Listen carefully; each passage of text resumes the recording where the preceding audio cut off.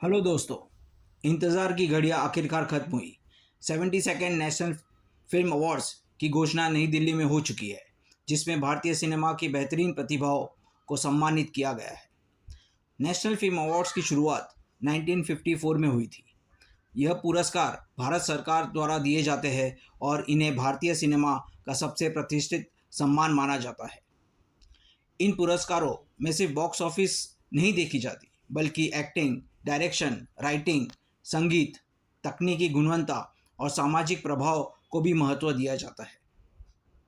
इस बार भारतीय सिनेमा का यह सब प्रतिष्ठित पुरस्कार किसे मिला है? कौन से वो नाम है जो सबसे चौंकाने वाले रहे और किसको लगा बड़ा झटका? आज के इस वीडियो में हम विजेताओं की पूरी सूची का विश्लेषण करेंगे, बड़ी ब्लॉकबस्टर फिल्मों से लेकर दिल छूने वाले रीजनल सिनेमा तक। अगर आप भी मेरी तरह भारतीय सिनेमा के दीवाने हो तो सब्सक्राइब बटन दबाएं और चलो शुरू करते हैं। So let's start the heavyweight awards. Best feature film राष्ट्रीय पुरस्कार इस बार political action thriller film article 370 ने अपने नाम किया। इस फिल्म के डायरेक्टर आदित्य सुहास जाम्बले और प्रोड्यूसर आदित्य धार थे। इस फिल्म ने इस साल अपनी गहरी छाप छोड़ी। जूरी ने इसे मजबूत दृष्टिकोण और कहानी की जमकर तारीफ की। तो आगे बढ़ते हैं बेस्ट डायरेक्टर अवार्ड के लिए। राजकुमार पेरिस्वामी को तमिल ब्लॉकबस्टर अरमन फिल्म के लिए बेस्ट डायरेक्टर अवार्ड दिया गया है। मेजर मुकुंद वरदराजन के जीवन पर यह फिल्म बनी है और इसकी डायरेक्शन के दृष्टिकोण से एक मिसाल है। राजकुमार ने वीरता और बलिदान की कहानी को जिस बेहतरीन तरीके से पर्दे पर उतारा है, वह तारीफ के काबिल है। अब आते हैं इस कैटेगरी में जिसका सबको इंतज़ार है, एक्टिंग अवार्ड्स। इस साल बेस्ट एक्टर का राष्ट्रीय पुरस्कार दो शानदार कलाकारों को संयुक्त रूप से दिया गया है, कार्तिक आर्यन और ममूटी। कार्तिक आर्यन को स्पोर्ट्स ड्रामा चंदू चैंपियन के बेहतरीन बदलाव के लिए उनको अपना पहला नेशनल अवार्ड मिला। कुछ साल पहले तक कार्तिक आर्यन को केवल रोमांटिक कॉमेडी फिल्मों का अभिनेता माना जाता था, लेकिन चंदू चैंपियन ने उनकी छवि पूरी तरह से बदल दी। ये अवार्ड जीतने के बाद कार्तिक आर्यन ने एक इंटरव्यू में कहा, some moments are simply bigger than words and this is one of them. A dream I have carried for years has finally come true.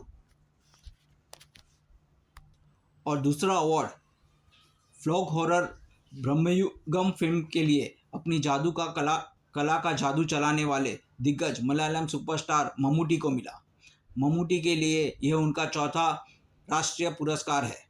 नई पीढ़ी के कलाकारों के बीच भी उन्होंने ब्रह्मयुगम जैसी चुनौतीपूर्वक फिल्म से साबित कर दिया, उम्र केवल एक नंबर है। अब आगे बढ़ते हैं बेस्ट एक्ट्रेस के अवार्ड की तरफ।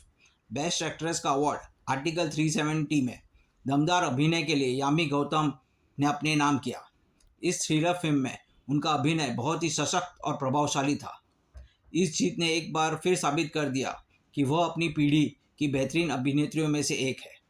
यामी गौतम ने 2012 में विक्की डोनर से अपनी फिल्म कैरियर की शुरुआत की थी। यानी कि यह सफलता एक दिन में नहीं, बल्कि लगभग 14 वर्षों की मेहनत का परिणाम है। ये अवार्ड जीतने के बाद यामी गौतम ने एक इंटरव्यू में कहा, every journey has a moment that remind you never give up. Today is that moment for me. This award is not the end of the dream, it is beginning of a greater responsibility. एक बेहतरीन film सिर्फ मुख्य कलाकारों से नहीं, बल्कि सह कलाकारों से पूरी होती है। बेस्ट सपोर्टिंग एक्टर का पुरस्कार दिग्गज अभिनेता संजय मिश्रा को अपनी फिल्म भक्षक के लिए मिला। पर्दे पर उनकी मौजूदगी कहानी को बेहद जीवंत बना देती है।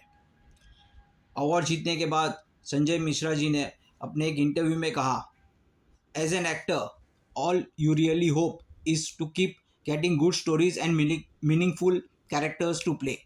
And when that journey is recognized with an honor as prestigious as national awards, there cannot be greater feeling for an actor. Best supporting actress का पुरस्कार संयुक्त रूप से दिया गया। तमिल थ्रिलर फिल्म महाराजा के लिए सचना नामिदास को और कन्नड़ फिल्म मिथ्या के लिए रूपश्री को। दोनों ही अभिनेत्रियों ने अपनी फिल्मों में इमोशनल एंकर की भूमिका बेहतरीन तरीके से निभाई थी। इसके अलावा best popular film providing wholesome entertainment का पुरस्कार नाग अश्विन को अपनी film mythological science fiction blockbuster कल्कि 2898 एडी को मिला। ये फिल्म बड़ी लार्ज स्केल में बनाई थी और इसके बहुत सारे स्टारकास्ट थे, जिसने बड़े पर्दे का अनुभव को एक नए स्तर पर पहुंचा दिया। आगे बढ़ते हैं बेस्ट डेब्यू डायरेक्टर अवार्ड की तरफ। रणवीर हुड्डा को अपनी फिल्म स्वतंत्र वीर सावरकर के लिए बेस्ट डेब्यू डायरेक्टर का अवार्ड मिला। ये अवार्ड मिलने के बाद रणवीर हुड्डा ने अपने एक इंटरव्यू में कहा, it is a moment I still am trying to process. This film asked more of me than anything I have ever done. अभी हम रुक करेंगे रीजनल फिल्म अवार्ड्स की तरफ। राष्ट्रीय फिल्म पुरस्कारों की सबसे खूबसूरत बात यह है कि यह भारत की भाषाई विविधताओं को सामने लाता है। बेस्ट हिंदी फिल्म श्रीकांत को मिला, जो एक बायोपिक थी। Best Gujarati film Maran. Best Marathi film Mukkam post बोम्बिलवाड़ी।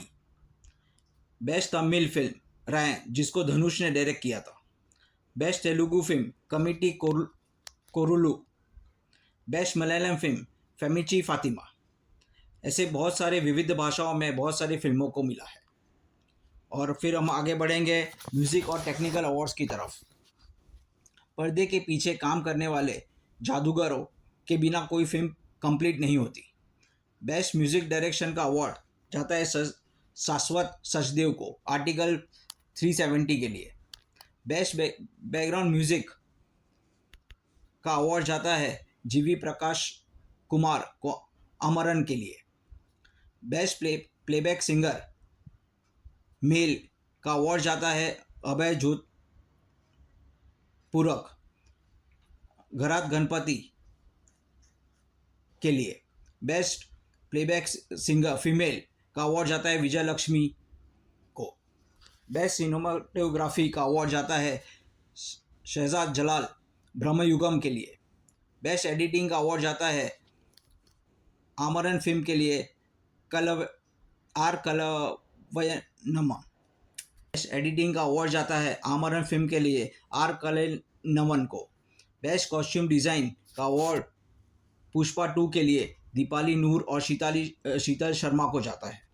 इस तरह कुल मिलाकर the 72nd national film awards व्यावसायिक सफलता, ऐतिहासिक गाथाओं और बेहतरीन कलात्मक कहानियों का एक शानदार संगम है। लेकिन अब आप बताइए, क्या आप जूरी के इन फैसलों से सहमत हैं? क्या आपकी कोई पसंदीदा फिल्म या एक्टर इस दौर में छूट गया, या आप मम्मूटी और कार्तिक आर्यन की इस बड़ी जीत से खुश हो? नीचे कमेंट सेक्शन में अपनी राय ज़रूर शेयर करें। अगर आपको यह वीडियो पसंद आया हो तो इसे लाइक करें, दोस्तों के साथ शेयर करें और सिनेमा से जुड़े हुए ऐसे ही कंटेंट के लिए चैनल को सब्सक्राइब करना ना भूलें। मिलते हैं अगले वीडियो में। Thank you.